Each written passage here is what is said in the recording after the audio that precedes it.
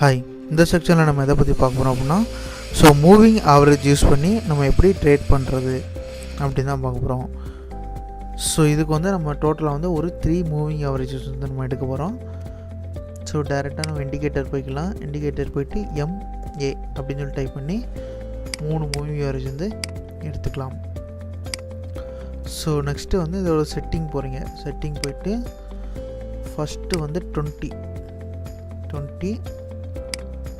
20க்கு வந்து நான் வந்து க்ரீன் கலர் வந்து கொடுத்துக்கிறேன். அதோட லைனோட திக்னஸை கொஞ்சம் இன்க்ரீஸ் பண்ணிக்கிறேன்.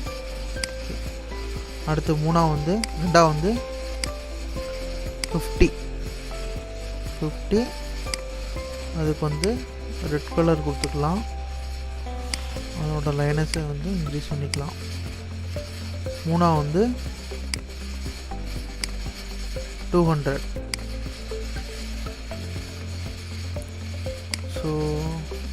அதுக்கு வந்து பிளாக் கலர் கொடுத்துக்கலாம்.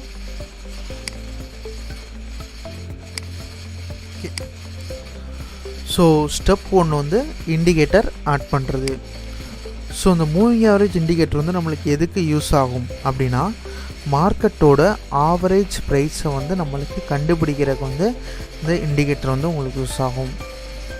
ஃபார் எக்ஸாம்பிள் இப்போ MA20 அப்படின்னா நம்மளுக்கு எதை மீன் பண்ணுது அப்படின்னா, இந்த 20 அப்படின்றது 20 கேண்டில்ஸை வந்து மீன் பண்ணுது. இந்த MA50 அப்படின்றது 50 கேண்டில்ஸ் வந்து மீன் பண்ணுது. இந்த MA200 அப்படின்றது 200 கேண்டில்ஸ் வந்து மீன் பண்ணுது.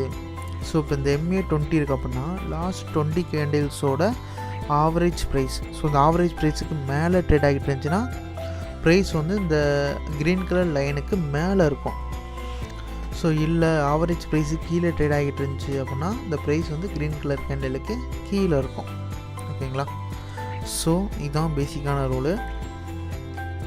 ஃபஸ்ட்டு வந்து நம்ம இண்டிகேட்டர் போனோம். இண்டிகேட்டர் போய்ட்டு நம்ம 3 மூவிங் ஆவரேஜ் வச்சுட்டு 20, 50, 200 3க்கு வந்து நம்ம செட் பண்ணிட்டோம். ரெண்டாவது வந்து இதோட ட்ரெண்டை வந்து ஐடென்டிஃபை பண்ணுறது. இதோட ட்ரெண்ட் எப்படி ஐடென்டிஃபை பண்ணுவோம்? ஒரு ஹையரில் வச்சு ஐடென்டிஃபை பண்ணுவோம். இந்த இடத்துல பாருங்கள், மார்க்கெட் கிளியராக லோ. இப்போ இந்த ஹையை பிரேக் பண்ணால் நம்மளுக்கு அப் ட்ரெண்டு. ஓகேங்களா? இப்போ இந்த ஹையை பாருங்கள். இந்த இடத்துல இந்த ஹையை வந்து நம்மளுக்கு மார்க்கெட் வந்து பிரேக் பண்ணியிருக்கு. அப்போ இதோட ட்ரெண்டு வந்து நம்மளுக்கு சேஞ்ச் ஆயிடுச்சு, அப் ட்ரெண்டு. ஓகேங்களா? மார்க்கெட்டோட ட்ரெண்டை கண்டுபிடிச்சிட்டோம். நெக்ஸ்ட்டு வந்து சப்போர்ட் அண்ட் ரெசிஸ்டன்ஸ் வந்து ட்ராப் பண்ணோம். இது ப்ரீவியஸ் ஹை வந்து நம்மளுக்கு ரெசிஸ்டன்ஸாக இருக்கும். இந்த ரெசிஸ்டன்ஸ் வந்து நம்மளுக்கு இந்த இடத்துல பிரேக் பண்ணதுனால இது வந்து நம்மளுக்கு ஒரு சப்போர்ட்டாக ஆக்ட் ஆகும்.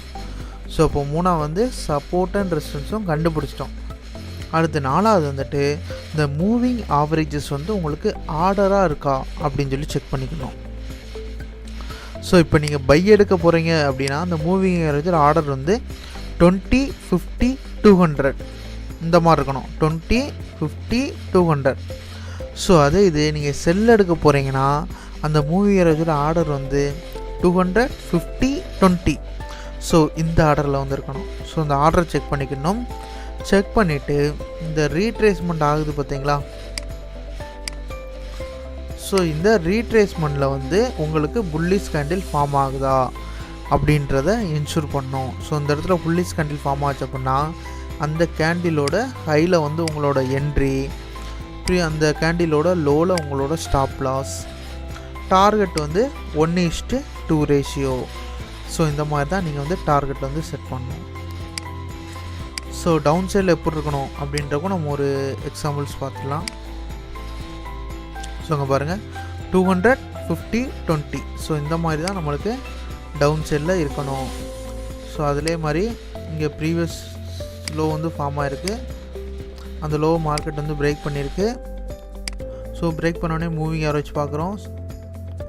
அடுத்து கேண்டில் கன்ஃபர்மேஷன், ஒரு டவுன் சைடுக்கான பேரிஸ் கேண்டில் ஃபார்ம் ஆகுதா அப்படின்னு சொல்லி பார்க்குறீங்க. ஃபார்ம் ஆச்சு அப்படின்னா அதோட லோவை கட் பண்ணும்போது நம்மளோட என்ட்ரி, அதோட ஹையில் ஸ்டாப் லாஸ், 1:2 நம்மளோட டார்கெட். இந்த மாதிரி தான் மூவிங் ஆவரேஜ் யூஸ் பண்ணி நீங்கள் வந்து மார்க்கெட்டில் வந்து ட்ரேட்ஸ் வந்து பண்ணணும். தேங்க்யூ.